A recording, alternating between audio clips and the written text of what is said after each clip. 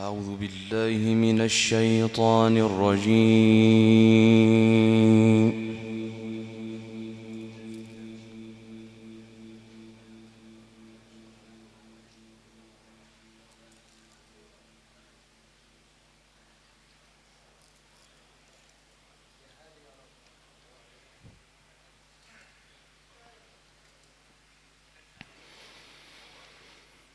بسم الله الرحمن الرحيم.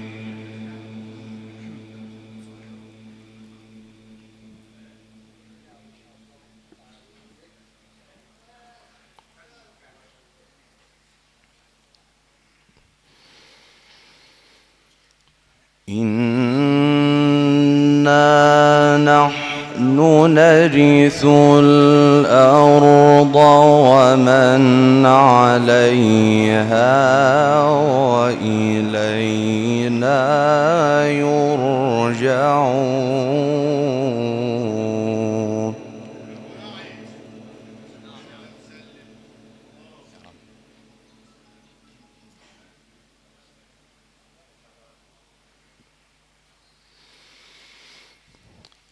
واذكر في الكتاب إبراهيم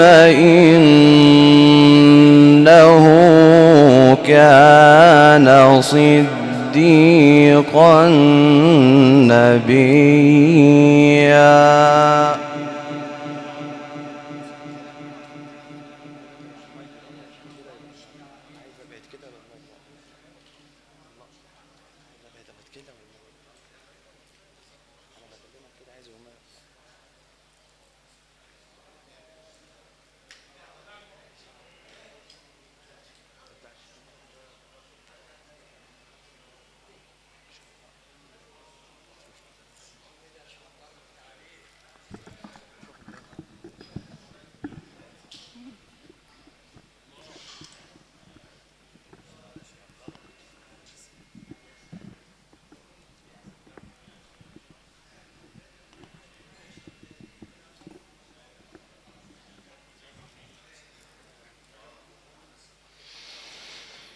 إذ قال لأبيه يا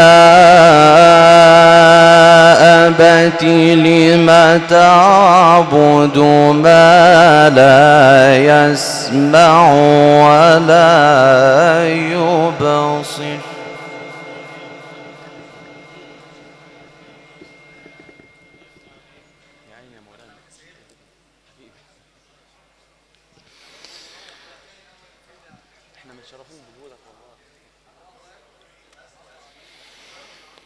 ولا يغني عنك شيئا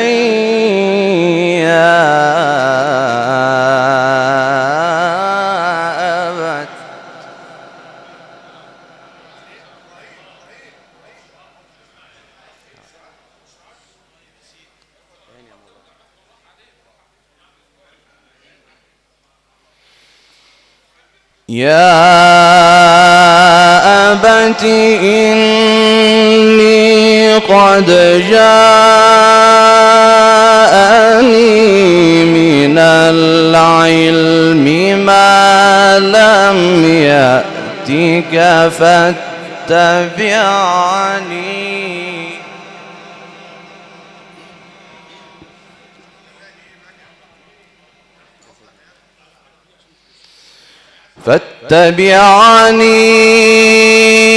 أهدك صراطا سويا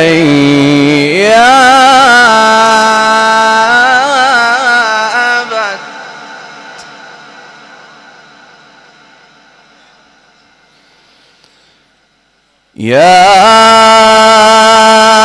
أبت لا تعبد الشيطان إن الشيطان كان للرحمن عصيا. يا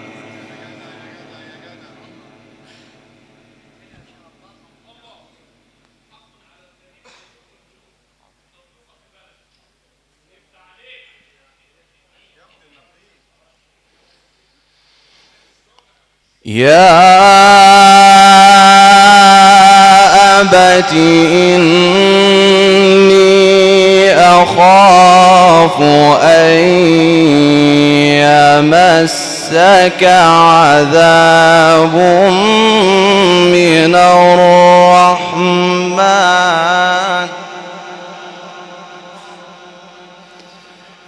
فتكون للشيطان وليا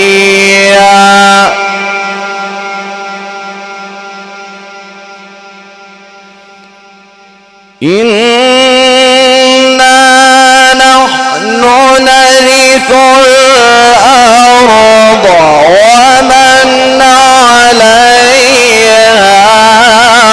وإلينا يرجعون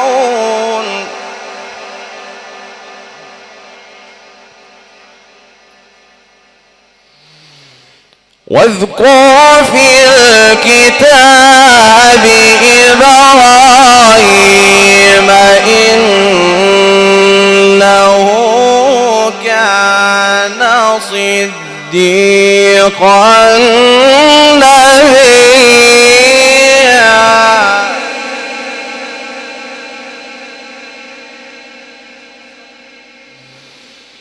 إذ قال لأبيه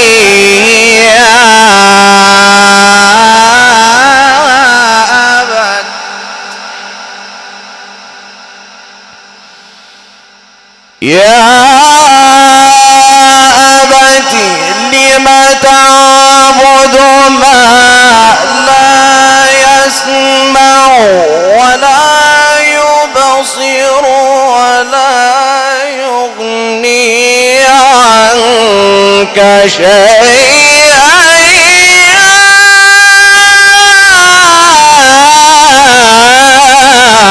أبت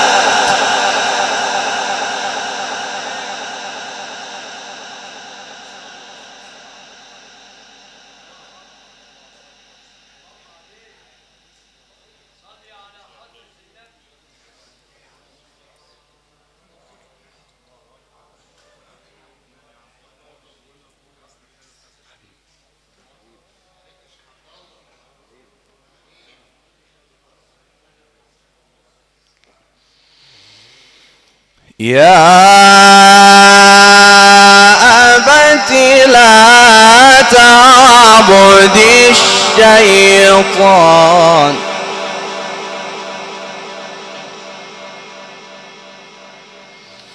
يا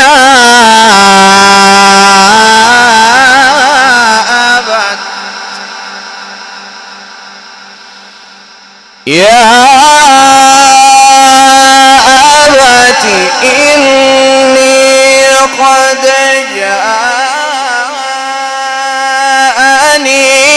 من العلم ما لم يأتك فاتبعني أهدك صراطا سويا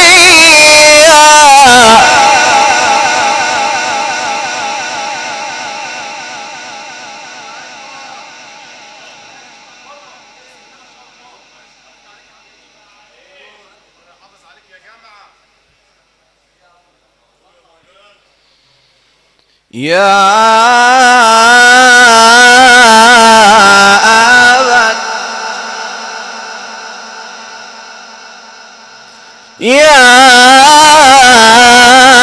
أبت لا تعبد الشيطان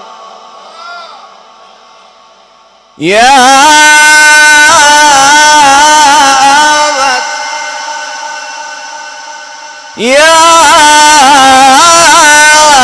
أبت لا تعبد الشيطان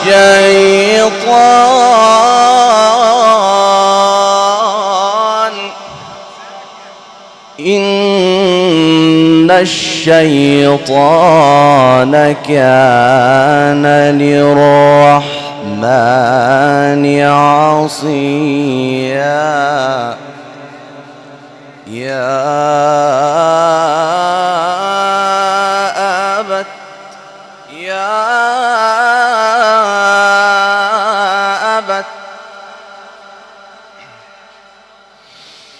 يا أبت إني أخاف أن يمسك عذاب من الرحمن فتكون للشيطان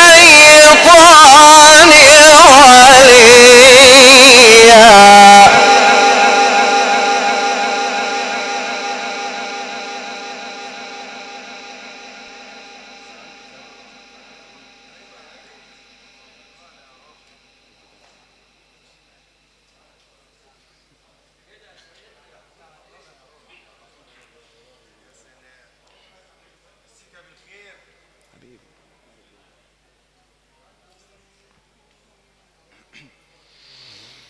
قال أراغب أنت عن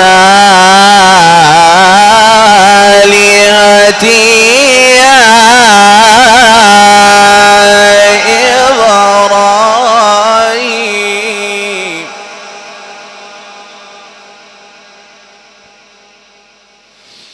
لئن لم تنته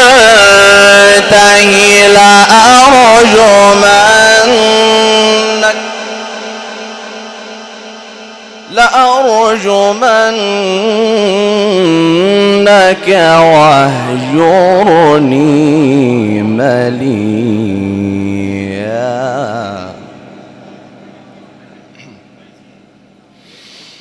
قال سلام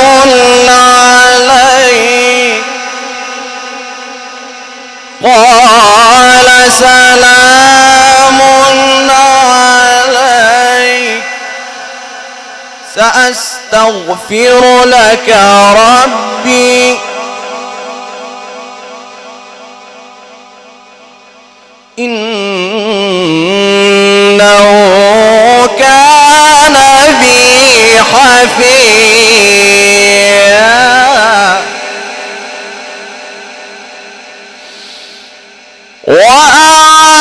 وأعتزلكم وما تدعون من دون الله وأدعو ربي عسى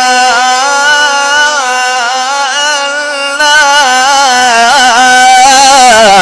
أكون بدعاء ربي شقيا.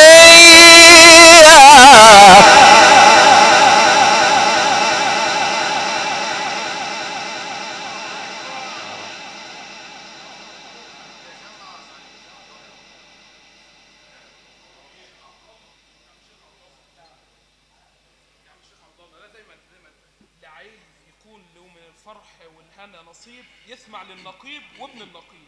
سيدنا النبي قال ايه؟ ان من احسن الناس اصواتا القارئ اذا سمعتموه يقرا حسبتموه يخشى الله.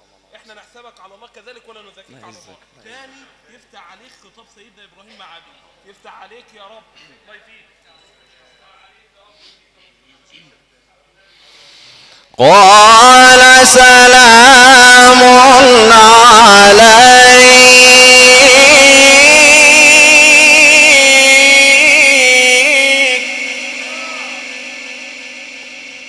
سأستغفر لك ربي إنه كان بي حفيا.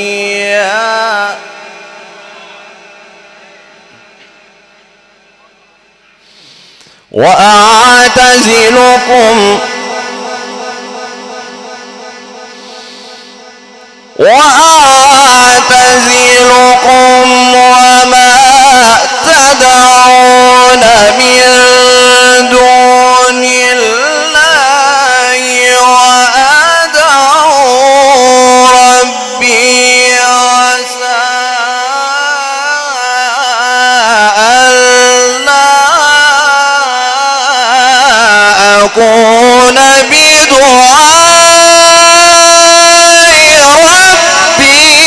شقيا.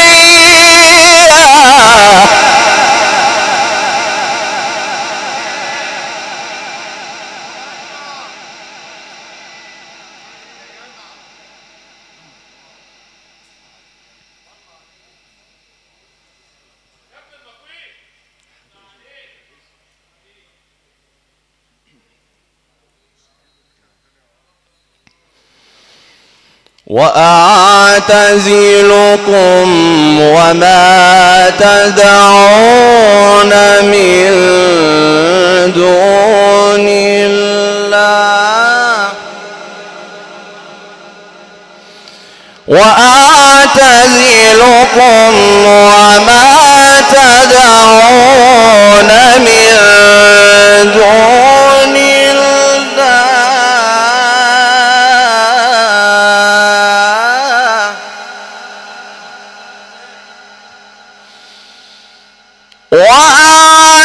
وأعتزلكم وما تدعون من دون الله وأدعو ربي عسى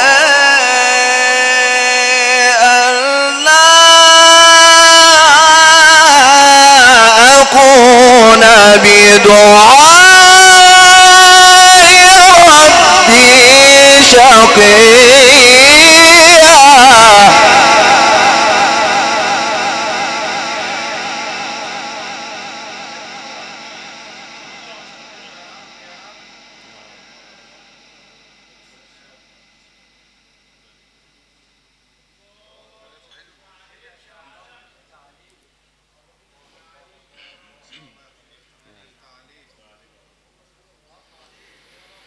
فلما اعتزلهم وما يعبدون من دون الله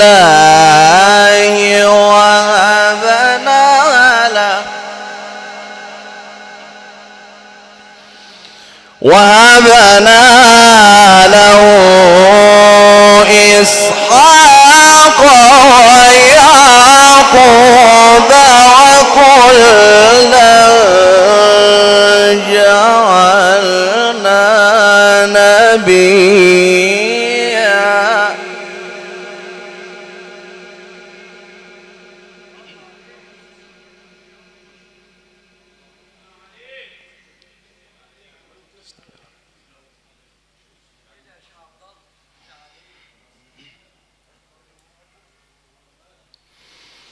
وهبنا له إسحاق ويعقوب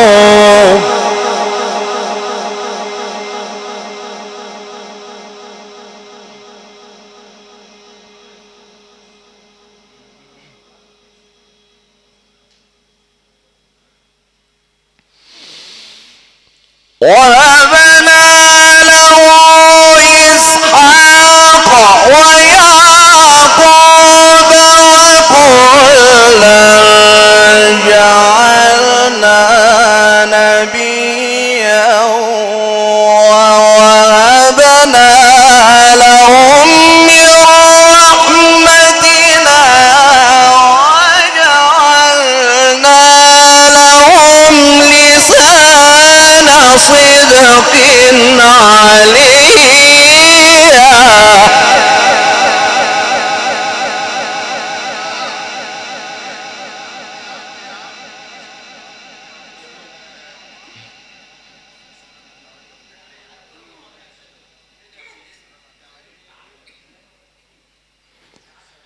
فلما اعتزلهم وما يعبدون من دون الله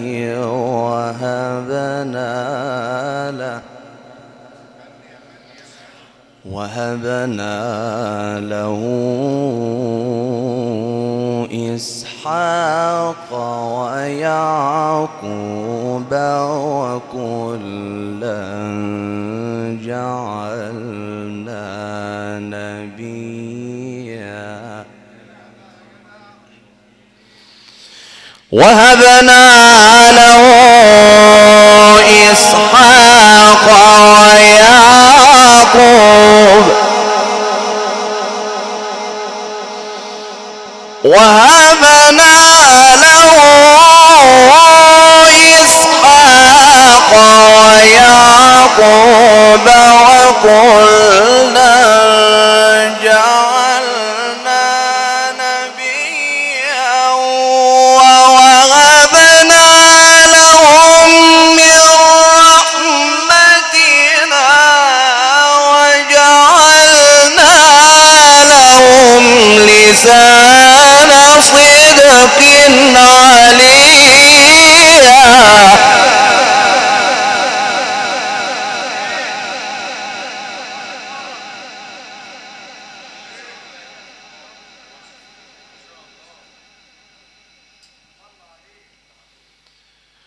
واذكر في الكتاب موسى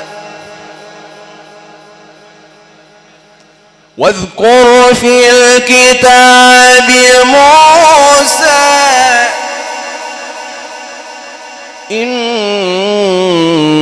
إنه كان مخلصا وكان رسولا نبيا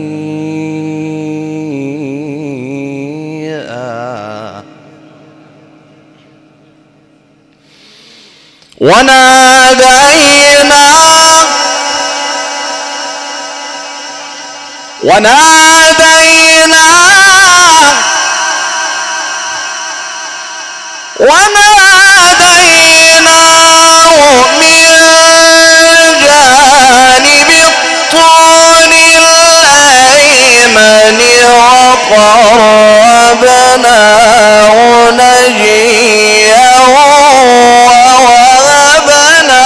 له من رحمتنا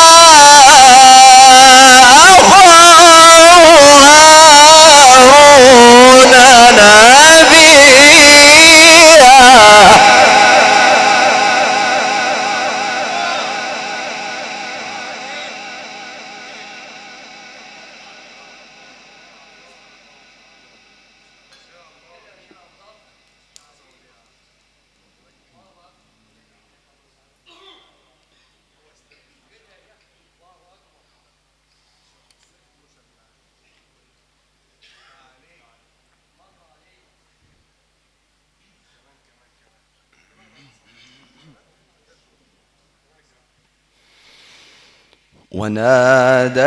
وناديناه من جانب الطور الأيمن وقربناه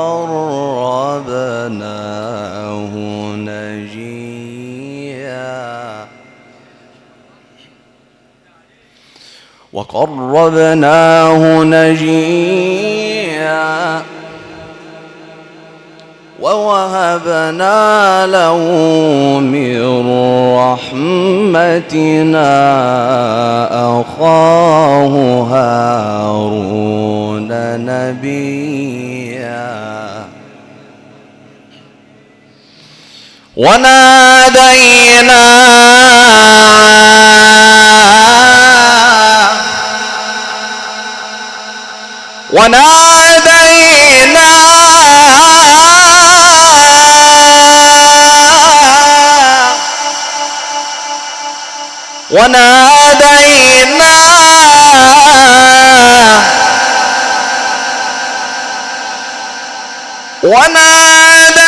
وناديناه من جانب الطور الأيمن وقربناه نجيا ووهبنا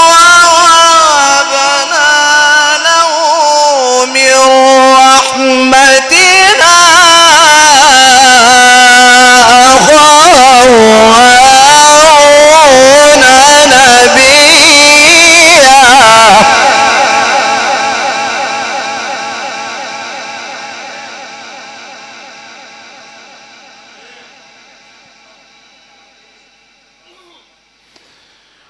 ووهبنا لهم من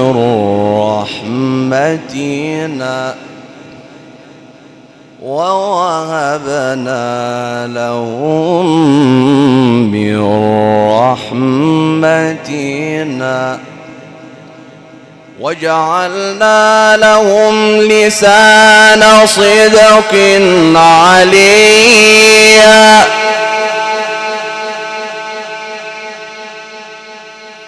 واذكر في الكتاب إسماعيل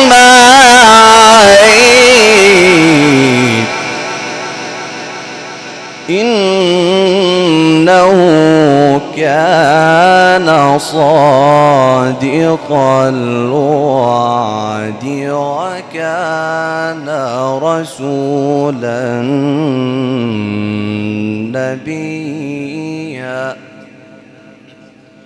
وكان يأمر أهله بالصلاة والزكاة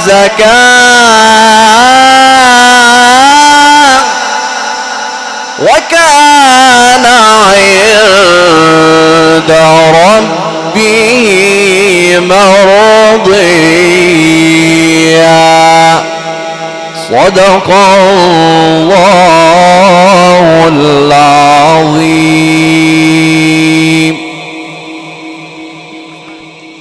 قل لو كان البحر مدادا لكلمات ربي لنفد البحر قبل أن تنفد كلمات ربي ولو جئنا بمثله مددا. صدقت يا إلهي فيما قلت وأبدعت فيما أنزلت، لقد قلت وقولك الحق. استمعنا أيها الإخوة المؤمنون إلى هذه التلاوة القرآنية المباركة، تلاها علينا ذلكم العلم القرآني القارئ ابن القارئ والده القارئ الإذاعي الكبير نقيب قراء محافظة الشرقية، وهذا الشبل من ذاك الأسد يتميز بجمال الصوت ودقة الأداء.